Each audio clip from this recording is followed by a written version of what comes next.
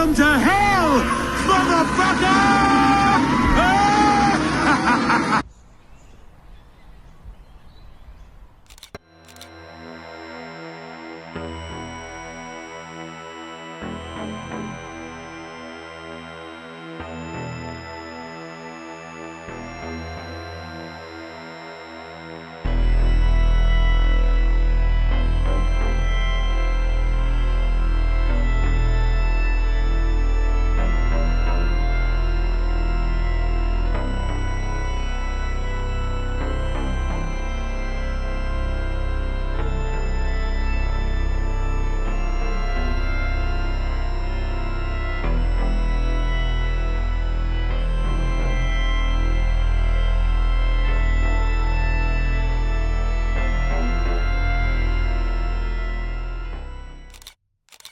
Hey guys, Jim here. Welcome in once again. It is time for ridiculousness.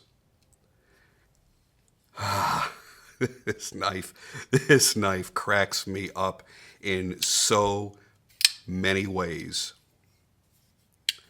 It is enormous. It is heavy. It is impractical, but it's cool. You can't get past the fact that if you're looking for a cool, out there, unique knife, that this is going to be one of the most unique and cool knives that you come across. This is the Titano by PMP Knives. Now, this was, as I understand it, a collaboration between PMP Knives and Max Ace Knives.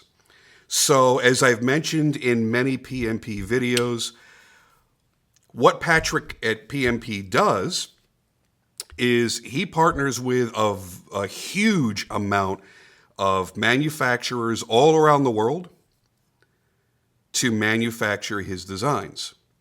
And in this particular case, we happen to know who this particular manufacturer was. This was Max Ace. And Max Ace has been doing a lot of really crazy, overbuilt, overproportioned, oversized, crazy knives.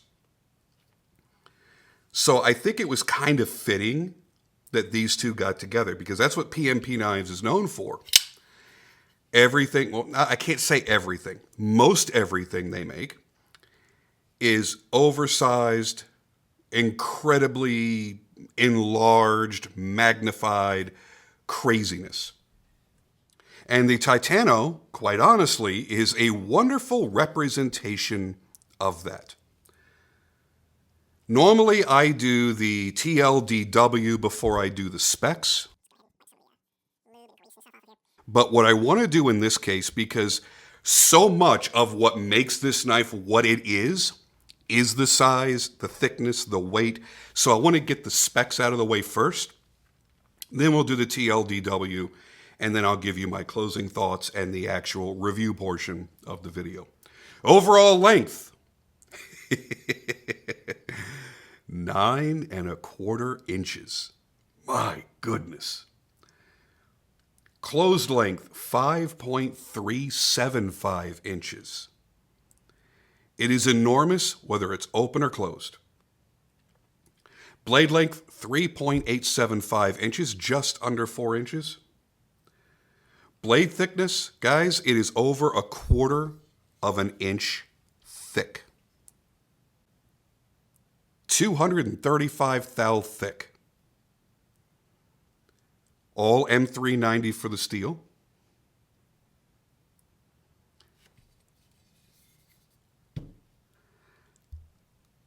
The handle thickness from here to here, oops, come on, over 1/2 inch thick, 660 thou thick. I mean, everything, the proportions are so ridiculous. The only thing I don't know is the weight. I'm going to take care of that right now. All right, let's place your bets. What do you think this monstrosity is going to weigh in at? Is it more than the Berserker? Berserker is 7.6 ounces. Is it more than the legendary Alpha Beast with its 400 thou thick blade? My goodness, that is a full pound. Let's see. 11.3 ounces. Ooh, man. There's just no getting around it. It's a big bad boy. I love the fact that it's all blacked out and it's a matte black. Unlike the Grizzly I brought out to you just a couple of days ago, that had more of a sheen, like a satiny kind of sheen to it. This is definitely all matte black, and it looks really, really, really good. And that's what Patrick does different than most other brands that have been known for crazy over-the-top designs. Everything is executed extremely well.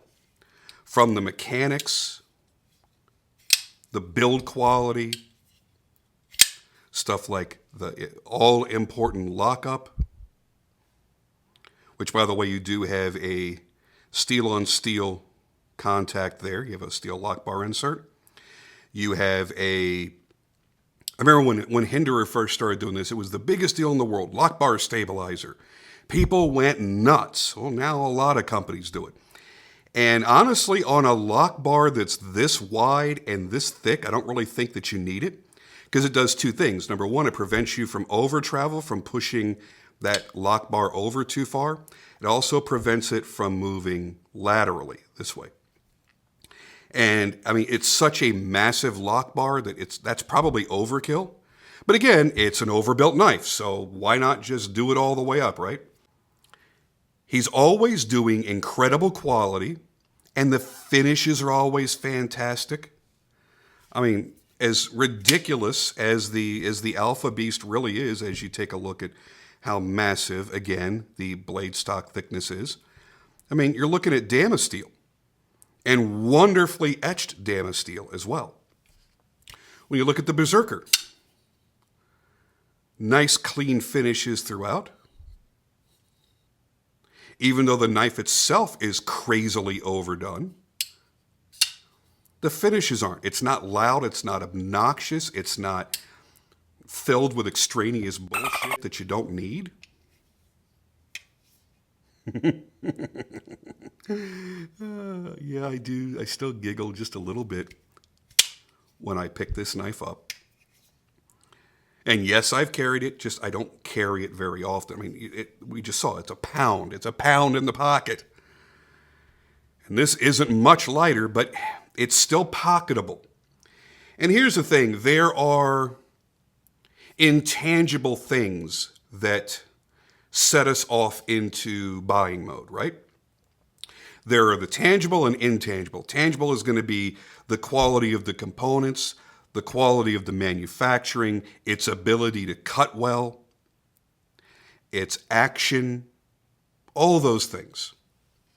Those are things that you can point to when it's in your buddy's hand and go, these are the reasons why I bought this. These are the reasons why I spent so much money. And they go, yeah, that's easy to see. But remember, when you're spending $500 to $600 on this knife, you're not buying it because it's practical or because it makes sense. You're buying it because it tickles something inside of you. Hopefully not literally. This should not go in any orifice of your body. But it tickles something inside of you. It triggers that childlike excitement.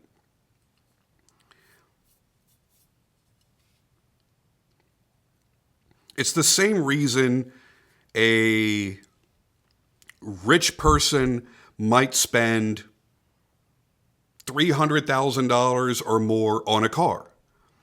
It's not because it's practical or it makes sense. As a matter of fact, many of those make daily life fairly impractical and difficult. They're buying it because they're buying it with their heart. There's something about it that spoke to them and they went, that's cool, man. Look at something like, certainly not in that price range. Look at the Dodge Viper. Vipers were always cool, right? Big old V10, lots of power. darn near suicide machine with no nannies. And then the Viper ACR came out, and it had that unbelievably enormous wing, that spoiler on the rear deck lid. And it was ridiculous, and it was crazy. And unless you're running on a racetrack, it does you no good. It actually slows you down. It creates so much downforce that the car is now slower because of it. And there probably weren't a lot of people that bought that car at that price and actually took it to the track and risked damaging it. They bought it because they went, man, that is friggin' cool. And man, that big a spoiler, that's pretty cool too. A lot of people may say it looked dumb, but it spoke to them, and they were the ones spending their money on it. And this is going to be a lot like that. Some people are going to look at this and go, it's utterly useless. It's ridiculous. It doesn't make any practical sense. Everything is overdone. Even the pocket clip is over sculpted, over shaped, over artsy designed. And yeah, that's exactly what Patrick does. And then there are going to be people that look at it and go, man, this thing is friggin' cool. And they're going to think, oh, thank God they put lightning holes in here to reduce the weight.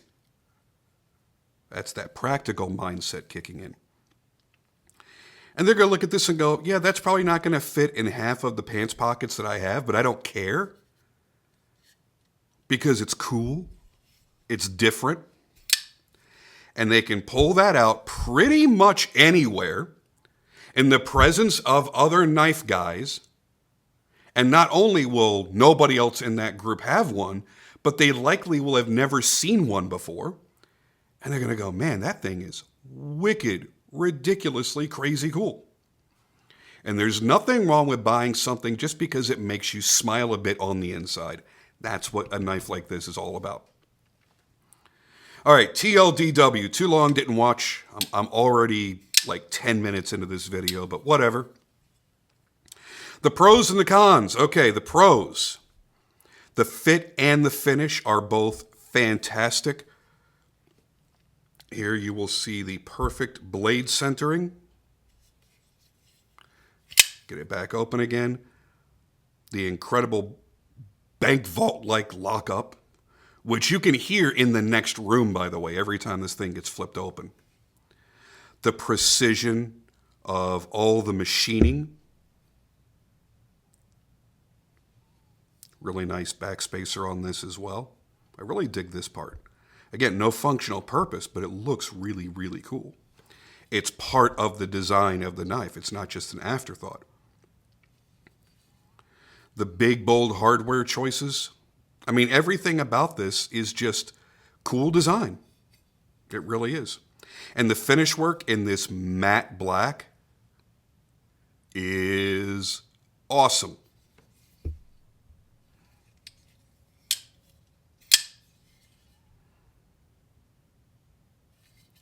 Another pro is going to be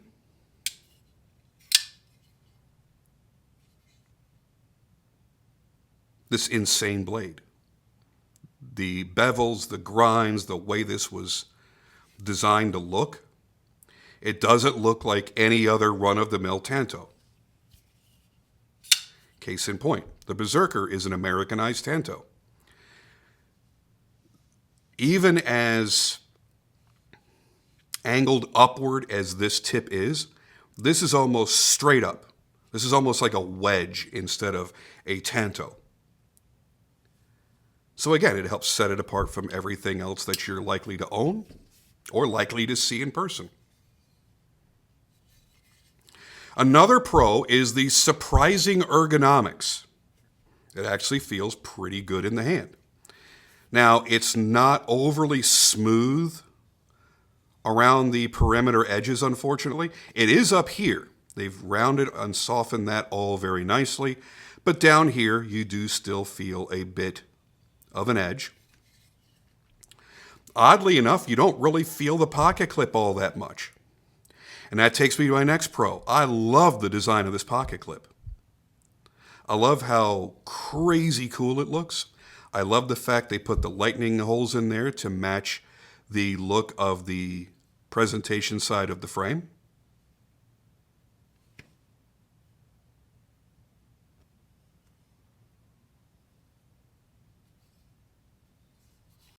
Now for the cons. Woo boy. Come on, get past the detent. The blade is so heavy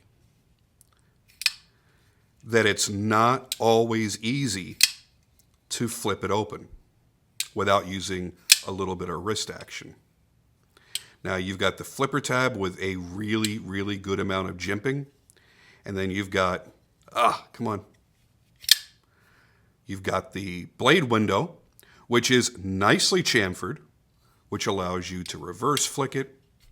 You could thumb open it. So you've got multiple methods of deployment. That's good. But the blade is so heavy that using the flipper and flipping it open is somewhat of a challenge. But I don't think that you looked at this knife and heard 235 thousandths of an inch thick and didn't imagine the blade would be super heavy. I mean, it's common sense. Another con. Guys, this is going to be so difficult for you to carry in your pocket, I can't even tell you. I doubt many people are looking at this knife to buy it and then carry it very often. It's going to be more of a statement piece within your collection. Maybe it's going to be for display or just to bring out on occasion to show off to your buddies or to use for really cool Instagram pictures. But if you're buying this thinking, yep, this is the work knife that I need, I got to fit them in my pocket every day. No.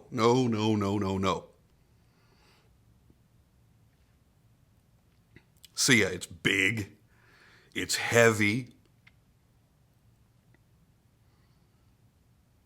and I suppose if I had to go with another con, we'll go back to the fact that the underside of the frame is not as well softened as the top side is. They did a good job up here. Doesn't dig into your hand, but it digs into your fingers if you give it a nice good grip like this. I mean, you could see all the hot spots that there were.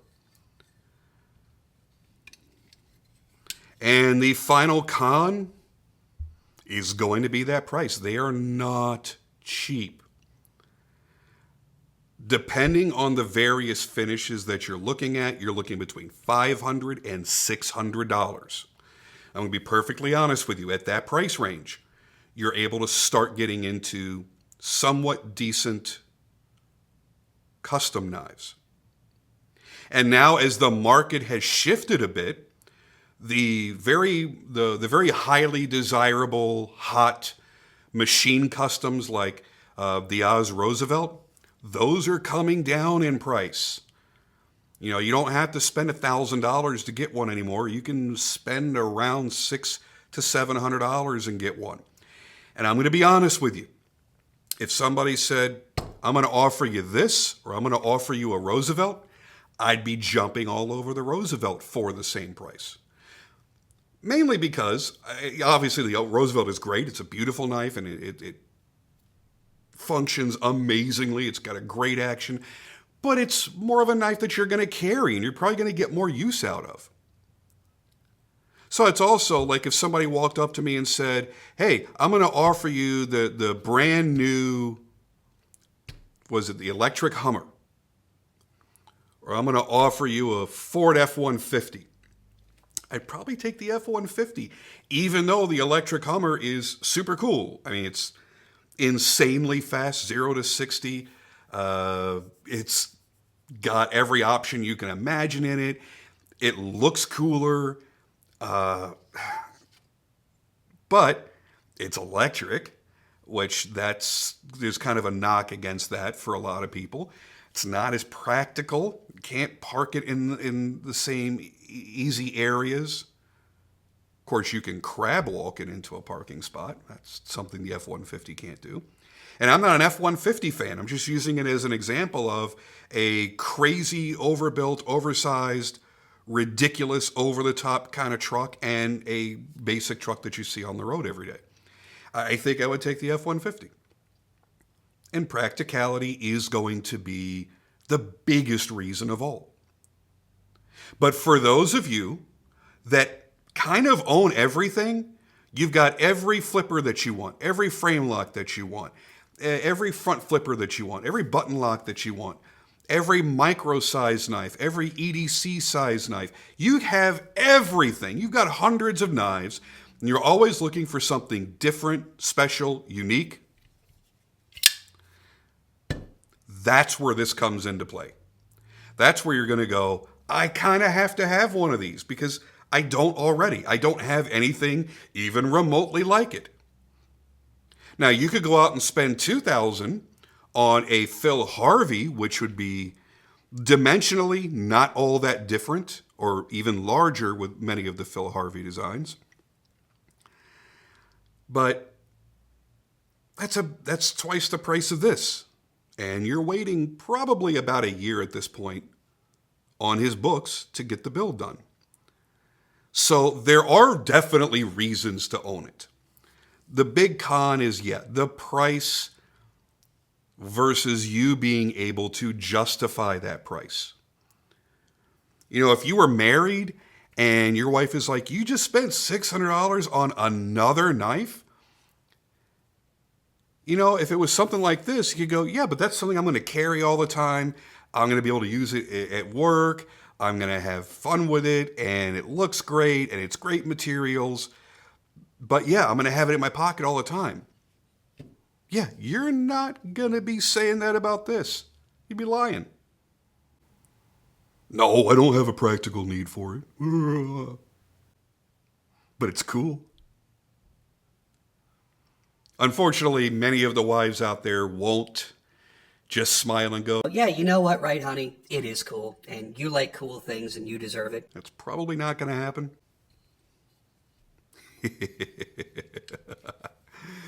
Yeah, it's a silly, crazy knife, and I just think it is wicked, wicked cool. Anyway, that's kind of where I am on that. Not going to bother with the whole last section that I typically do, which is more of the review section, because I've already put so much of my personal thoughts into the pros and cons already that it's just going to make the video unnecessarily long. So I'll say this. If you enjoy PMP knives already, you love the fact that they make such wild, over-the-top, oversized knives, and you just want to see how far they can push the limits, then you're probably going to have to own one of these. If you're struggling to make car payments in this new economy, you're probably not going to buy one of these. Because you got to kind of justify it, don't you? Yep, that's just the way it is these days. So whichever camp you fall into, enjoy however you like to collect. And if you're one of the lucky few that get your hands on these, leave a comment down below. Let me know what you think. The other versions, the plain titanium, the tiger striped anodized, the different finishes have been available for a while. It's just the black one that's new. So if you already have a Titano or Titano, please leave a comment down below and give us your personal thoughts and let people know if they would love owning it or if they would if they would regret purchasing it. I'm sure they'd appreciate hearing that from you. Anyway, I'm out of here for now, and I'll see you guys on the next video.